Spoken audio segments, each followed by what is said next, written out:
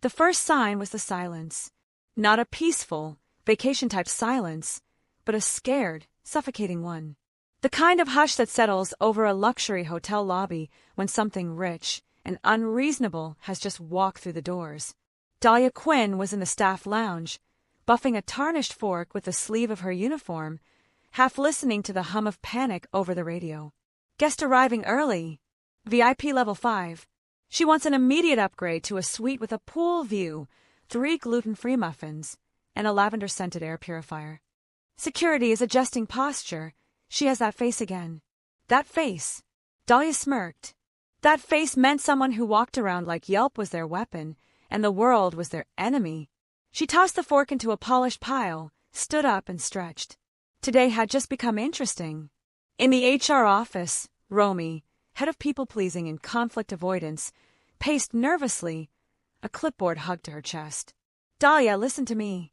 This one's special, Romy said, eyes wide. Her name is Cynthia Whitemore. As in, Whitemore Investments, Whitemore Vineyards, Whitemore Divorce and Asset Recovery Group. She already called me 3 times in the last hour, and she hasn't even checked in yet. Dahlia leaned against the doorframe, twirling a pen she'd stolen from a tech convention 2 years ago. So let me guess. She's rich, rude, and allergic to being told no.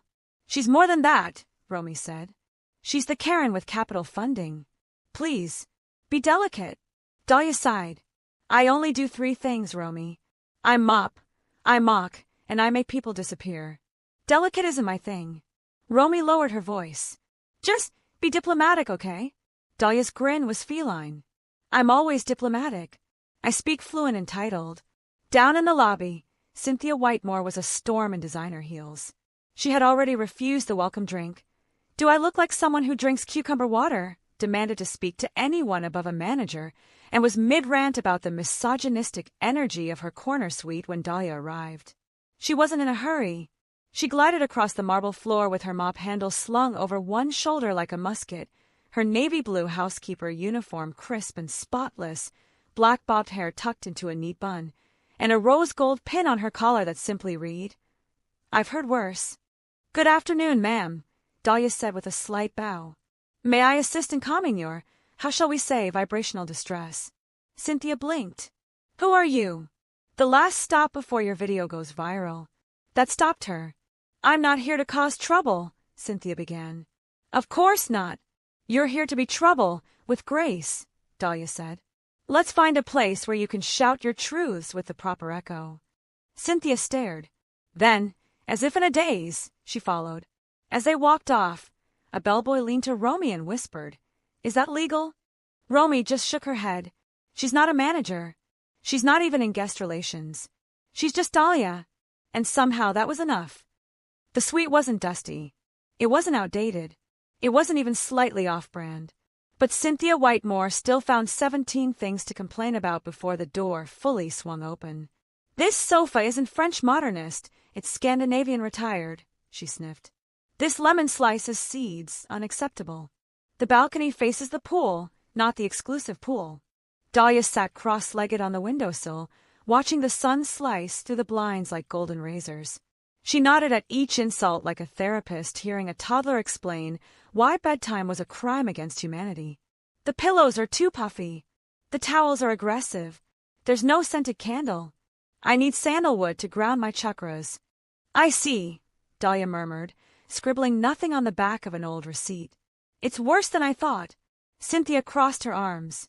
I'm about to post a review that will obliterate your brand. Of course, Dahlia said, calm as lake water. But before that, we have to follow Protocol 7B. Cynthia narrowed her eyes. What's that? It's an internal policy. Dahlia stood, brushing invisible lint off her skirt. When a guest threatens digital destruction before they've unpacked, we're required to conduct a personalized guest assessment. You're stalling. No, Dahlia said. I'm buying time for your better self to arrive. Dahlia stepped into the hallway and pulled out her earpiece. Chef Marco, she whispered. Operation Whitemore is a go. I need triple decocted espresso, lavender biscotti, and 3 meaningless appetizers that photograph well. On it came Marco's gruff, amused voice. Want edible flowers or microgreens? Both. And sprinkle some resentment. Copy that. 5 minutes later, Dahlia returned with a silver tray and a smile that could slice marble. These are curated indulgences from our culinary rebalancing suite, she said, laying the items out like offerings to a queen. Everything designed to appeal to your palate and your personal algorithm. Cynthia blinked at the tray. Are those hand-glazed fig bites? They're fig-adjacent. We don't disclose trade secrets. Cynthia took a bite, sighed, and for one brief, glorious moment shut up. As Cynthia's rage took a breather, Dahlia made a slow lap around the suite, noting the mood, the scent, the flow. See, she said mostly to herself, you just needed something to chew besides the staff. I have high standards, Cynthia murmured, licking lavender sugar off her finger. So does poison ivy. Doesn't make it cuddly. That earned a reluctant smile. For the first time since check-in, Cynthia didn't look like she was preparing to sue the curtains. Still, Dahlia knew this wasn't over. The real storm always came after the calm. She returned to the hallway and whispered into her mic. Prep the next move. If she doesn't get bored soon, she'll look for blood. By mid-afternoon, the Bellesa Grand had entered red alert level. Instagram.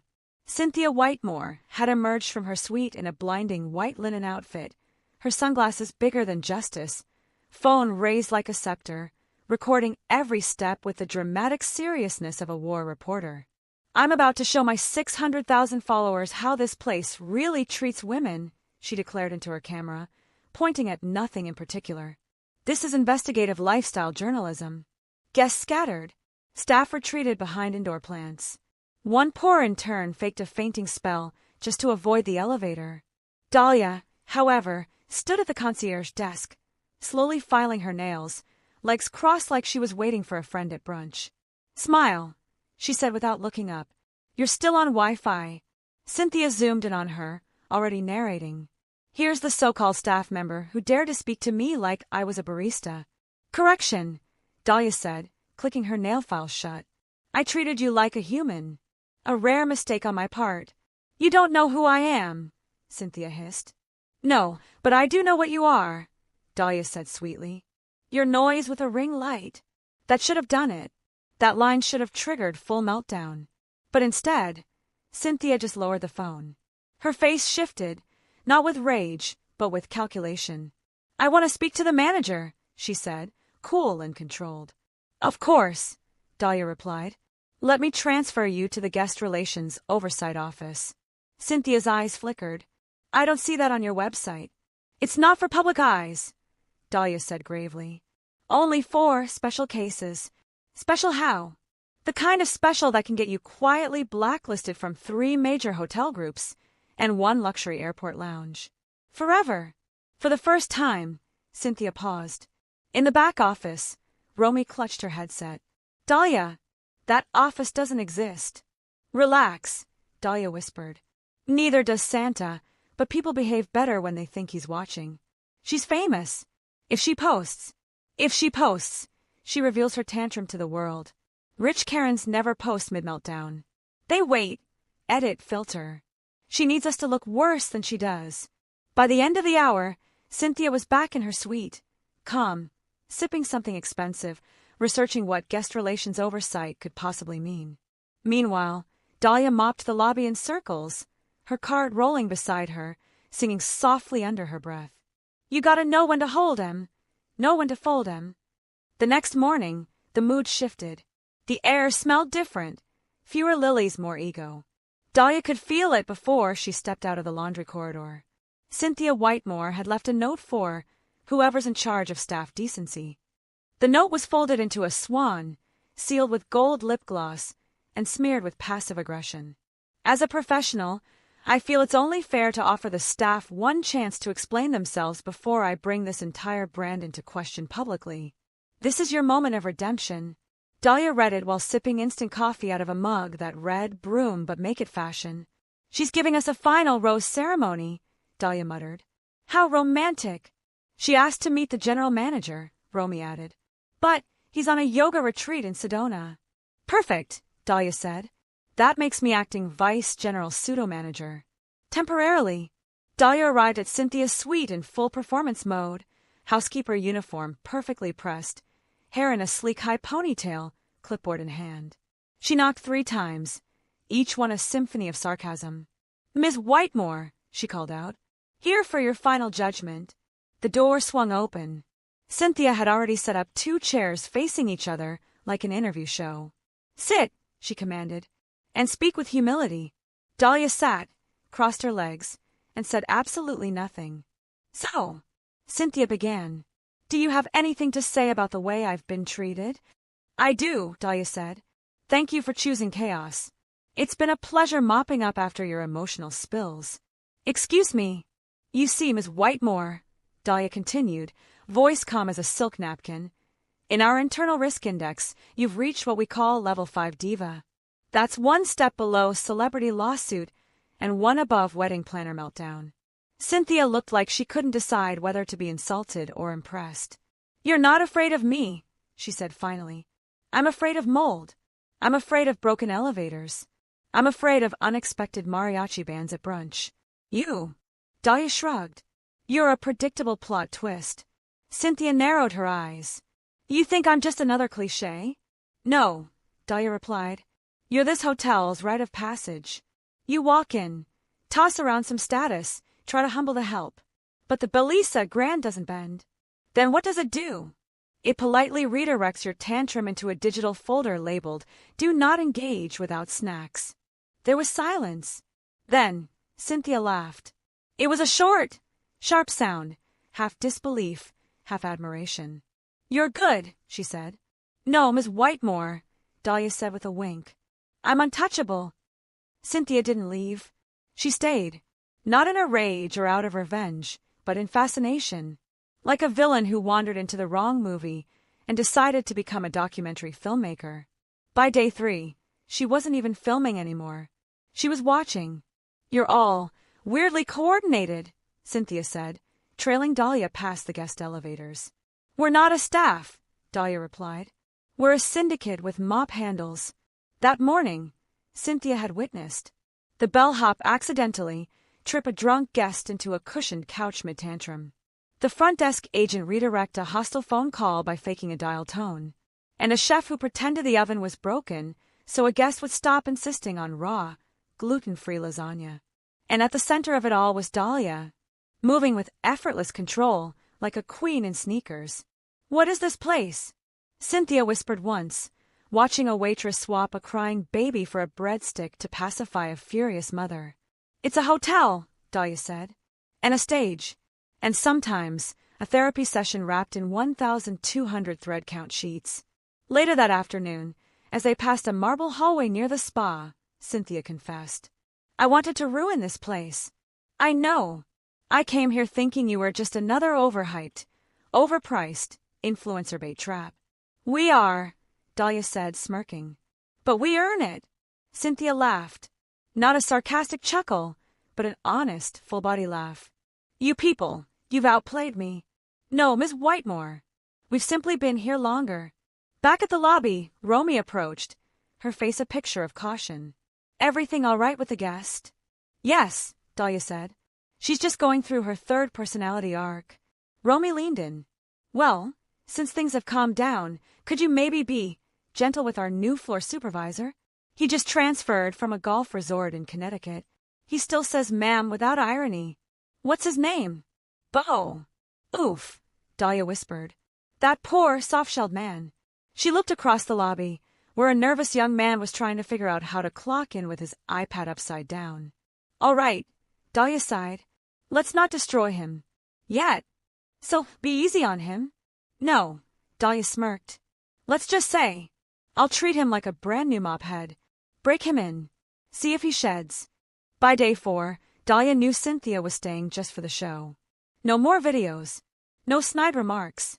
Just eyes wide open like she was finally seeing how a real hotel operated. Not the PR-polished kind, but the chaotic ballet behind the gold-plated curtain.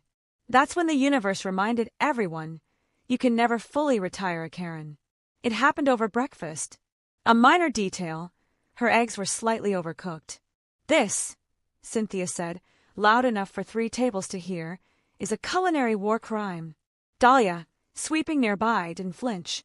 Want me to call The Hague, or will a fresh omelette do? I want accountability. Then I suggest carbs. Nothing makes people more apologetic than a good croissant. No. I'm filing an official report. I want someone above you. Dahlia paused, slowly turned, smiled. Oh, you mean the Guest Relations Oversight Office? Exactly. Perfect. Let me get their internal liaison. Be warned, though, they're very by the book.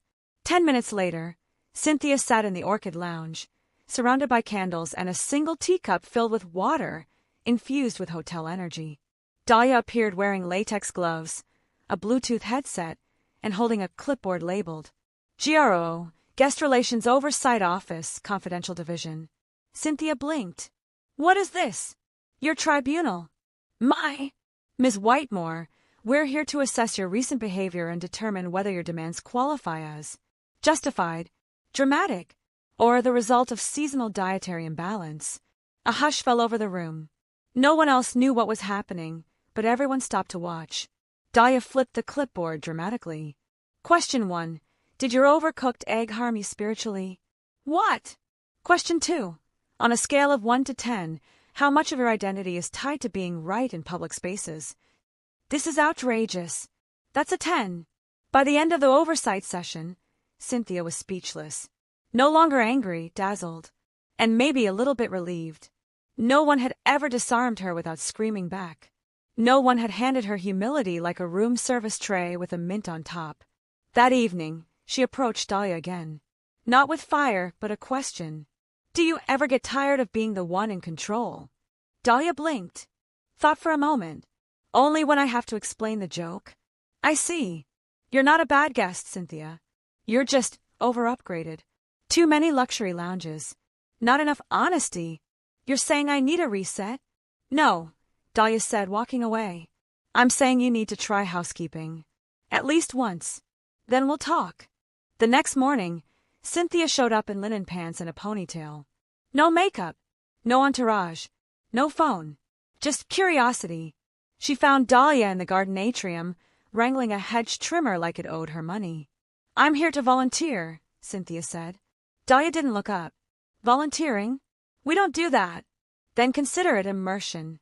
You trying to make this your redemption arc? Maybe.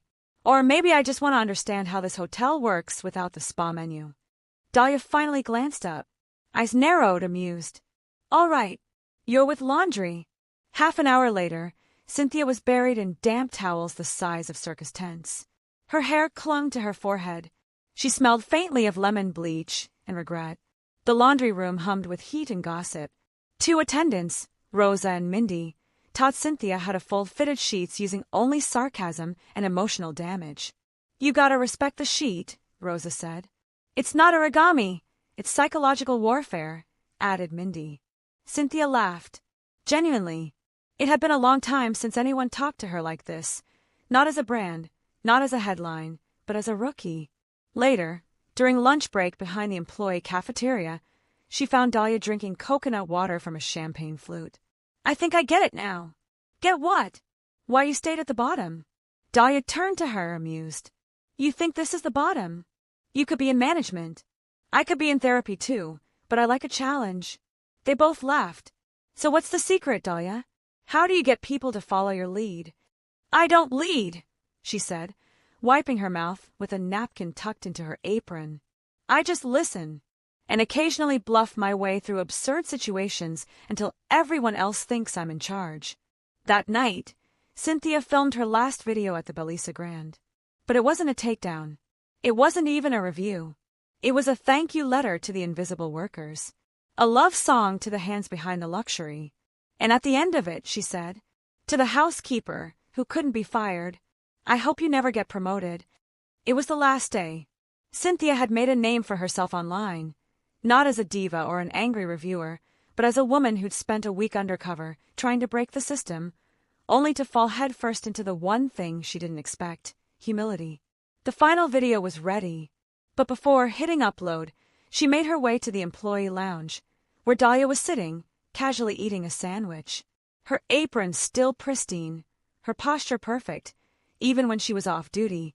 You know, For someone who's supposedly untouchable, you're always working, Cynthia said, standing at the door leaning in. What's your secret? Dahlia didn't look up. There's no secret. You show up, you do the job, and you move on to the next one. And if you could move on to anything you wanted? Cynthia asked, curiosity sparking again. What would it be? Dahlia paused for just a moment, considering the question. Then she smiled a little too brightly. I'd be unfired. Cynthia couldn't help but laugh. That was so Dahlia. In the lobby, Cynthia had one last chat with Romy. So what now? Romy asked. I'm going to go back to my regular life. The influencer game. But this place, it made me rethink my whole deal. She paused. It's not just about what you do, but how you do it. Romy nodded, a little mystified. And how exactly would that change your game? Cynthia smirked. Maybe I'll stop pretending it's about me and start highlighting the ones who make it run. And then she added, with a wry smile, I owe my next viral post to a housekeeper. No one's going to see that coming. As Cynthia left, Dahlia was at the door to wish her farewell, as if it was just another guest checkout. Just another day in the life of the most untouchable woman in Bellesa Grand. Take care of yourself, Miss Whitemore, Dahlia said, handing her an unexpected parting gift, a simple keycard to the staff locker room. Cynthia raised an eyebrow. What's this for? The secret to surviving hotel life. Keep your hands clean, your shoes shined, and your backstage pass always ready. I'll keep it in mind, Cynthia said, giving her a nod of respect. And as Cynthia walked through the grand doors of Bellesa, out into the sunlight, she felt something she hadn't felt in a long time. Contentment. She wasn't a Karen anymore. She wasn't a critic. She wasn't a clickbait headline. She was just someone who had learned a lesson and walked away with a little humility. You know, Dahlia, you really couldn't be fired, she said to no one in particular. But the world, silent and waiting for her next move, didn't need to hear her say it. The truth was already written in every corner of Bellesa Grand.